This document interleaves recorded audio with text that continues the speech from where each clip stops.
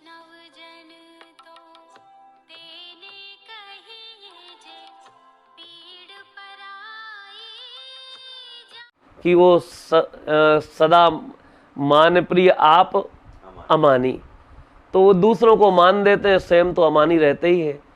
तो उनके कोई कुछ भी कह दे, बड़े प्रेम से मुस्कुरा देते थे, कुछ भी हो जाए कभी भी उसके प्रति दुर्भावना नहीं रखते थे।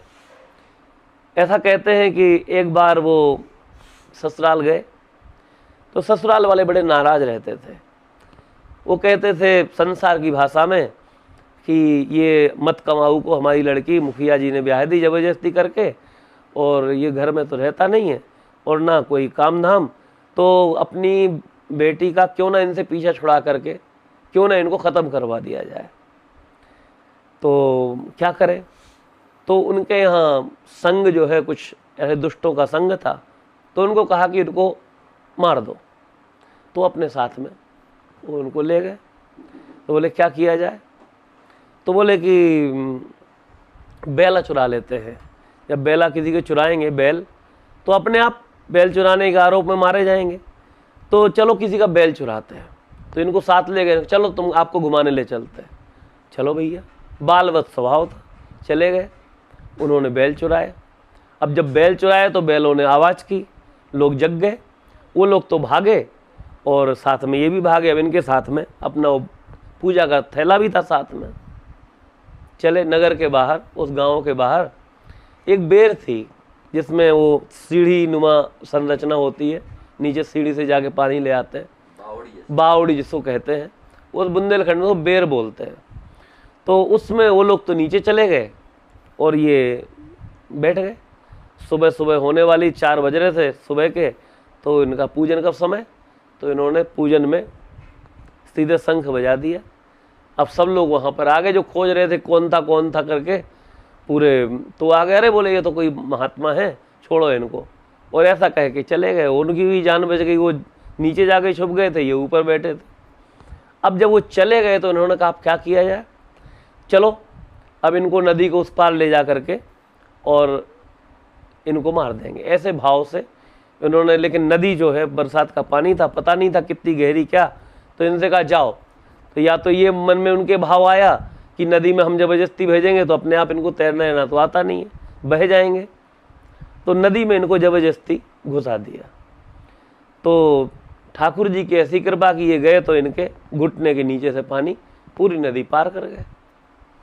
और जैसे ही उस पार गए तो वो जो दुष्ट थे उन्होंने सोचा कि अरे तो निकल गए, तो ये पीछे से दौड़े। तो देखा तो नदी का पानी जो है पूरा ऊपर तक आ गया एकदम से, और वो सब के सब जो है उस नदी में बह गए। और ये जो है अपने वापस आ गए माता जी को लेने के लिए ससुराल। अब वो लोग क्या करते, वो भी घबरा गए कि भाई ये इतने 3 दिन 4 आदमी लगाए थे, कुछ नहीं कर पाए।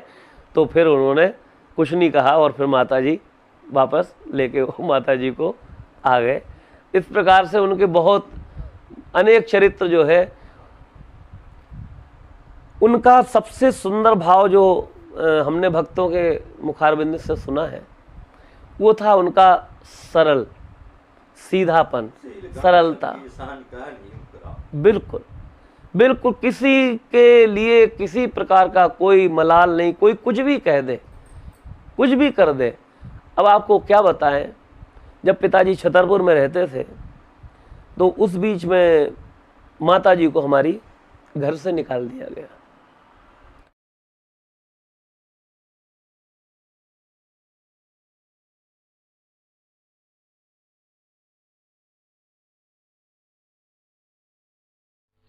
आप यह जो दृश्य देख रहे हैं, ऐसे आज भी हजारों लाचार वृद्ध अस्वस्थ हालात में पड़े हुए तड़पते ईश्वर अल्लाह से मना रहे हैं कि अब मैं जीना नहीं चाहता, सहा नहीं जाता, मुझे ले चलो। आइए, अगर आपके दिल में ऐसों के प्रति दर्द है तो ट्रस्ट के साथ मिलकर अपने अवकाश प्राप्त समय का दान देकर अपनी बौद्धिक योग्यता का, अपने धन का सच्चा सदुपयोग करके इनका दर्द मिटाएं और उस परम पिता परमेश्वर अल्लाह गॉड का प्यार प्राप्त करें। जिंदगी व संपत्ति तो एक दिन हमें छोड़ना ही है, तो क्यों ना हम अपने हाथ से ही उसका इन दुखियों की सेवा में सदुपयोग कर महान पुण्य के भागीदार बने। आश्वस्त संत सेवा ट्रस्ट उत्तर प्रदेश के 35 वर्षों से अस्वस्थ संत सेवा ट्रस्ट। यह जानकर प्रसन्नता हुई कि अस्वस्थ संत सेवा ट्रस्ट क्रियान्वित हो रही है, जो अवधाम के लिए गर्व की बात है। प्रत्येक कार्य की सफलता निस्वार्थ सेवा, त्याग, प्रेम और भगवत उन्मुख लक्ष्य पर निर्भर है। योजना की सफलता के लिए भक्त वत्सल युगल सरकार से प्रार्थना करता हूँ। पूज्य माता श्री किशोरी जी का आशीर्वाद सहित आपका कृष्णानंद, कार्तिकेय सेवा सदन, फैजाबाद, छावनी पार्क रोड, गुप्तार घाट, अयोध्या।